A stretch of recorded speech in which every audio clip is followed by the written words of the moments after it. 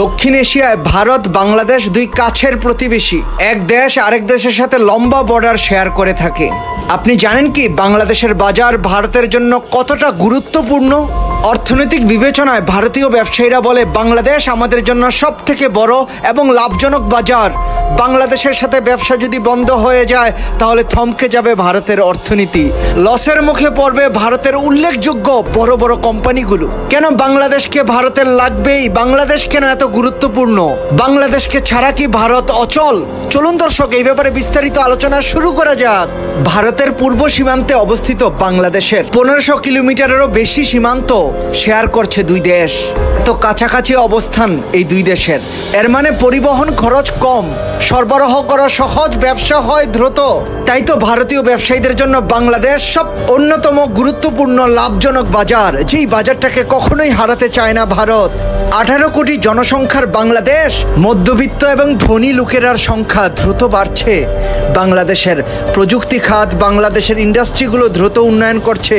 বিগত কয়েক দশকে বাংলাদেশ এক অনন্য উচ্চতায় চলে গেছে।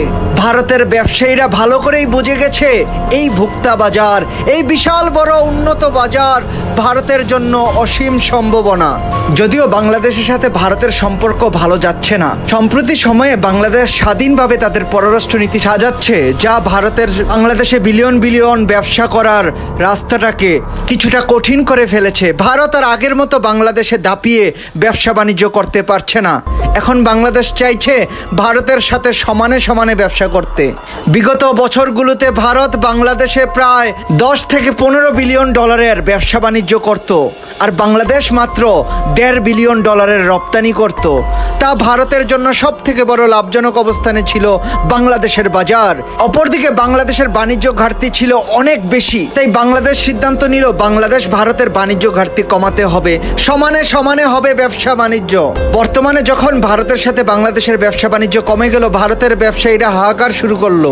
তারা বলছে বাংলাদেশের সাথে ব্যবসা বাণিজ্য পুনরায় চালু করতে হবে, না হলে আমাদের ব্যবসা বাণিজ্যগুলো থেমে যাবে, আমাদের কারখানা বন্ধ হয়ে যেতে পারে। দর্শক, বাংলাদেশের বাজারের জন্য, বাংলাদেশের সাথে ব্যবসা বাণিজ্য করার জন্য ভারতের ব্যবসায়ীদের হাহাকার সম্পর্কে আপনি আপনার মতামত কমেন্ট করে আমাদেরকে জানিয়ে দিন। এরকম আরও ভালো ভিডিও নিয়মিত পেতে আমাদের চ্যানেলটি এখনই সাবস্ক্রাইব করুন। ভিডিওটি ভালো লাগলে লাইক করুন এবং আপনার পছন্দের মানুষের সাথে এই ভিডিওটি শেয়ার করুন। আজকের মতো এতটুকুই থাক। আল্লাহ হাফেজ।